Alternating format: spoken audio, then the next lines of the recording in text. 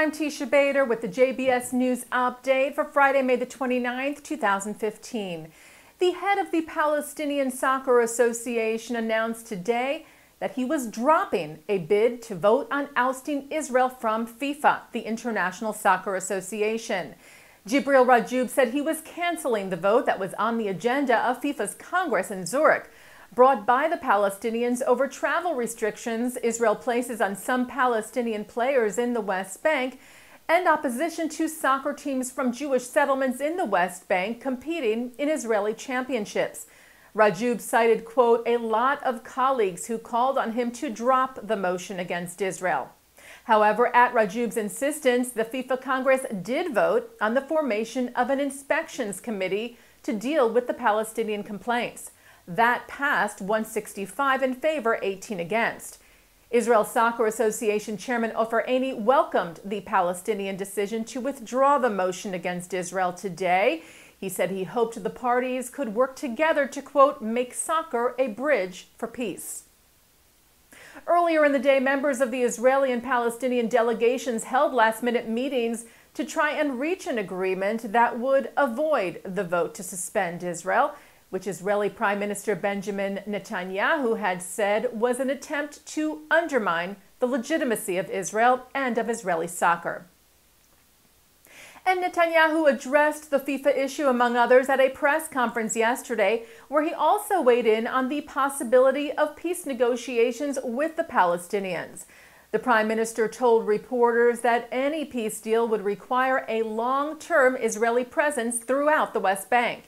He also said that the problem is not so much where the borders between Israel and a Palestinian state would be, but, quote, what will be on the other side of that border, posing the question of who will be in control and responsible for security in areas that Israel leaves, to monitor things like weapon smuggling and terror tunnels. Netanyahu said, my position remains a demilitarized Palestinian state that recognizes the Jewish state.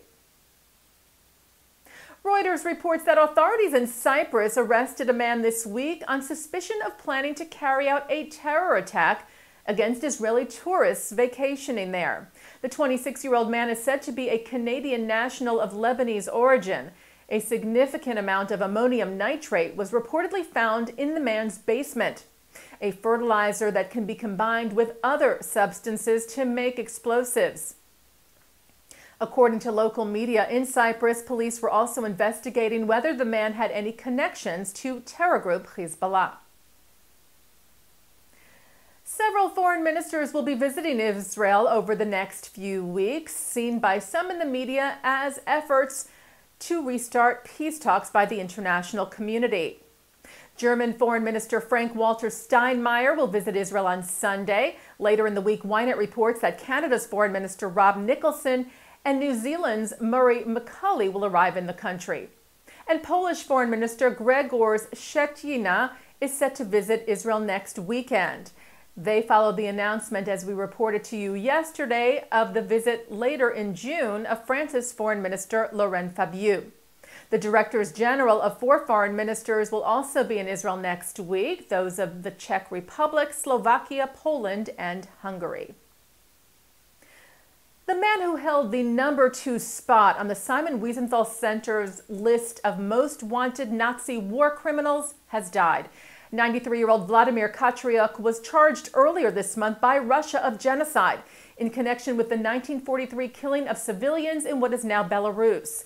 He was said to have deserted his SS unit in 1944, went to Paris, and then to Canada in 1951, where he became a citizen.